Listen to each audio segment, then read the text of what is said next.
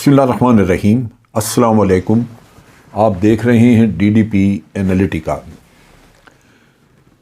بھارت میں ایک کانفرنس ہوئی جو کہ 72 ملکوں نے اٹینڈ کی۔ کانفرنس کا عنوان تھا نو منی فار ٹیرر، یعنی دہشت گردی کے لیے کوئی پیسہ نہیں دیا جائے گا۔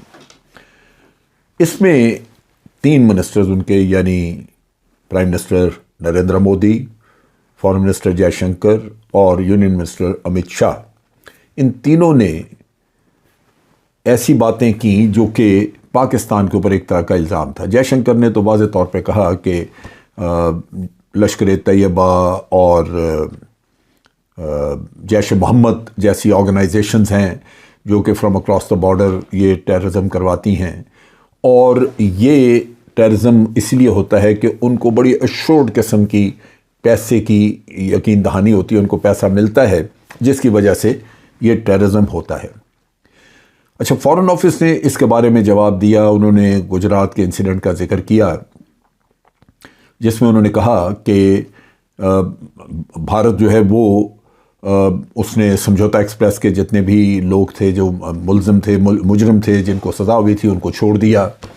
پھر وہ ایک ریپ کیس تھا اس کا گجرات میں، گودرا کا جو وہاں پہ فسادات ہوئے، اس میں 11 آدمی گینگ ریپ کیا، وہ چھوڑ دیے۔ وہاں پہ جتنا بھی ٹیررزم ہوا وہ لوکل وہاں کے لوگ ٹیررزم کرتے رہے، اور چونکہ انسیڈنٹ وہیں ہوا تو وہیں وہ لوگ پکڑے بھی گئے اور ان کو چھوڑ دیا۔ لیکن اس کے مقابلے میں 26/11 کا جو واقعہ ہوا تھا بامبے میں، اس کا الزام پاکستان پہ، اور بار بار کہا کہ جناب اس کا پاکستان فیصلہ نہیں کرتا۔ پاکستان کئی سال سے کہتا رہا کہ اس کے شواہد آپ کے پاس ہیں، کیونکہ یہ واقعہ بامبے میں ہوا، ہمیں شواہد دیں، ہم نے ٹرائل کھولا ہوا ہے، ہم ان لوگوں کو سزائیں دیں گے اگر یہاں پہ یہ شواہد آپ کے موجود ہوں تو۔ لیکن شواہد نہیں آئے کیونکہ بھارت نے صرف پروپیگنڈا کرنا تھا۔ پاکستان کے جو جواب گیا اس میں انہوں نے کلبھوشن کا بھی ذکر کیا کہ کلبھوشن آپ نے اس کو پالا ہوا تھا، ٹیرر فنڈنگ آپ یہاں پہ کرواتے رہے، کشمیر میں آپ دہشت گردی کروا رہے ہیں، ریاستی دہشت گردی ہے۔ یہ ساری چیزیں ہمارے فارن آفس نے ان کو اس میں بات کی۔ اب چیز یہ ہے کہ یہ کیا اتنا ہی کافی ہے؟ یہ کیوں ہوتا ہے بار بار؟ پہلی بات یہ کہ کیا دنیا جانتی نہیں ہے کہ پاکستان نے لشکر طیبہ اور جیش محمد وغیرہ یہ ساری آرگنائزیشنز جو ہیں ان کے اوپر نہ صرف پابندی لگائی بلکہ ان کے ایسٹس وغیرہ ہر چیز جو ہے وہ سرکار نے ضبط کر لی ہوئی ہے۔ اپنے جواب میں فارن آفس نے ایک چیز کا تو ذکر کیا کہ ہم گرے لسٹ میں تھے، FATF کی گرے لسٹ میں تھے، اور جب تک انہوں نے مکمل طور پہ سیٹسفائی نہیں کر لیا کہ پاکستان کے سارے قوانین، ان کی اپلیکیشن، کنٹرول ایسا بن چکا ہے کہ یہاں سے ٹیرر فنڈنگ نہیں ہو سکتی، تو تب انہوں نے آپ کو گرے لسٹ سے نکالا۔ اب یہ سارا کچھ ہوتا کیوں ہے؟ یہ سارا کچھ اس لیے ہے کہ پاکستان کی طرف سے کوئی اگریسو قسم کے جواب، اگریسو پروپیگنڈا نہیں ہے بھارت کی کرتوتوں کے بارے میں۔ بھارت جو ٹیررزم کرواتا ہے، تقریباً تمام ہمسایہ ممالک میں اس نے ٹیررزم کروایا۔ سری لنکا میں دیکھ لیں، تاملوں کو یہ ہم دیتے رہے ویپنز وغیرہ، نیپال میں انہوں نے کروایا ہے، چائنا میں یہ سنکیانگ وغیرہ میں یہ کرتے رہے، افغانستان سے یہ فنڈنگ کرتے رہے ان کی، پاکستان میں TTP کو فنڈنگ کرتے رہے، اور بہت ساری آرگنائزیشنز جن کو یہاں پہ یہ سیپریٹسٹ آرگنائزیشنز وغیرہ ان کی فنڈنگ کرتے رہے۔ پچھلے سال بھارت کے اپنے جو یہ انٹرنیشنل انٹیلیجنس یونٹ ہے، فائنینشیل انٹیلیجنس یونٹ، انہوں نے بھارت کے تقریباً کوئی غالباً 40-41 بینکس چھوٹے بڑے جو تھے ان کو نامنیٹ کیا کہ یہ منی لانڈرنگ کر رہے ہیں ٹیرر فنڈنگ کے لیے۔ اس کے بعد پاکستان نے ایک ڈوزیئر ایشو کیا، پچھلے سال کی بات ہے، یہ ڈوزیئر ایشو کیا جس میں کہ بڑا تفصیلی دیا ہوا تھا کہ کس طرح بھارت ٹیرر فنڈنگ کرتا رہا، اور اس میں بینکوں کی ریسیٹس، بینکوں کے لنک، پورے کنیکشنز دیے ہوئے تھے۔ پھر اب کچھ دن پہلے ہم نے خود بھی وہ سارے لوگ پکڑے جنہوں نے جو ایک دھماکہ کروایا گیا حافظ سعید صاحب کے گھر کے باہر، جس سے کافی لوگ، میرا خیال ہے 5-6 لوگ جو ہیں وہ اس میں شہید ہوئے، اور وہ بھی لنکیج ساری ہم نے بھارت سے نکالی، دبئی میں بیٹھ کے بھارت سے، اور وہ ساری انسٹرکشن دی جا رہی تھیں۔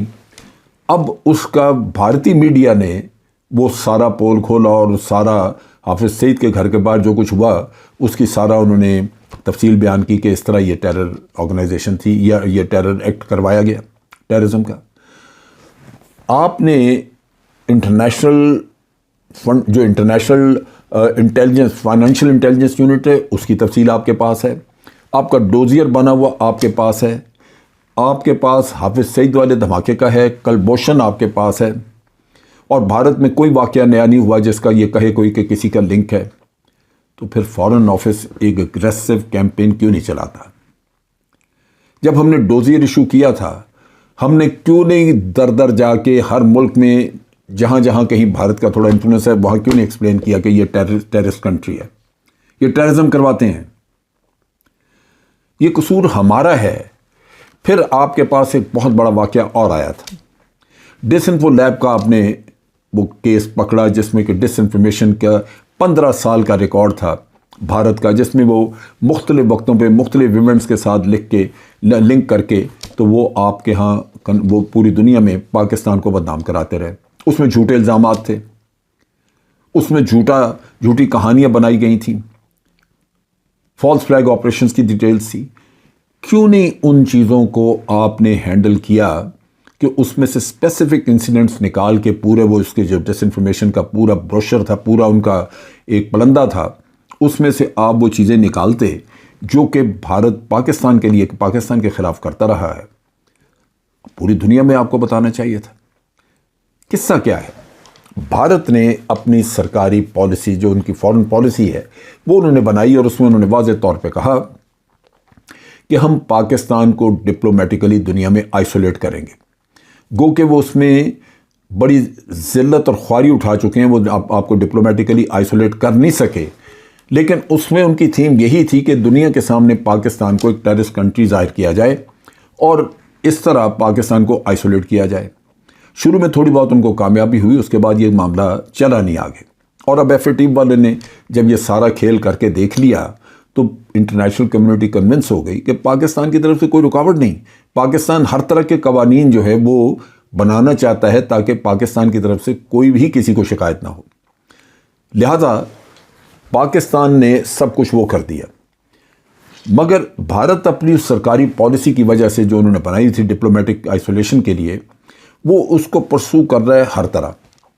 اس کا طریقہ کار یہ ہے پرسو کرنے کا کہ جہاں کہیں بھارت کے لوگ، بھارت کا فارن منسٹر ہو، بھارت کا پرائم منسٹر ہو، یہ وزٹ کے لیے کسی دوسرے ملک جاتے ہیں، وہاں جا کے یہ کراس بارڈر ٹیررزم کی کہانی اٹھا کے جس کا وجود نہیں ہے پاکستان کے اوپر الزام دھر دیتے ہیں۔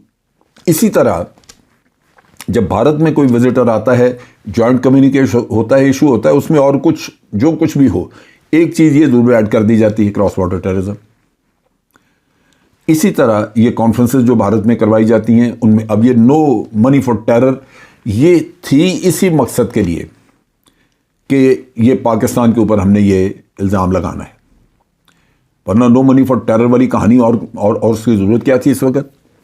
اب یہاں پہ اس conference no money for terror کا ہمیں پتہ تھا کہ یہ جس مقصد کے لیے کی جا رہی ہے، فارن آفس کا کام نہیں تھا کہ وہ پہلے سے ہی ان ممالک کو بھارت کے ٹیررزم کے بارے میں پوری تفصیل دیتے تاکہ لوگ مینٹلی پریپیئر ہو کے آتے۔ وہاں بھارت کے منسٹر یہ ساری فضولیات بولتے تو ان سے سوال کیا جاتے کہ آپ نے یہ جو الزام دھرا پاکستان پہ، آپ خود کیا کر رہے ہیں؟ پاکستان کا تو ثبوت آپ کے پاس کوئی نہیں، صرف زبانی آپ نے نیریٹیو رکھے ہوئے ہیں، جبکہ آپ کے اپنے کرتوت کیا ہیں کہ آپ نے پاکستان میں یہ کیا۔ دنیا کو بار بار یاد دہانی کروانی پڑتی ہے۔ آپ کا دکھ ایک دفعہ دنیا کے سامنے بیان کرے، دوسرے دن بھول جاتا ہے۔ دنیا کو اپنے ساتھ چلانے کے لیے آپ کو اپنا دکھ بار بار بیان کرنا پڑتا ہے، ہر فورم پہ بیان کرنا پڑتا ہے، ہر دوسرے دن بیان کرنا پڑتا ہے۔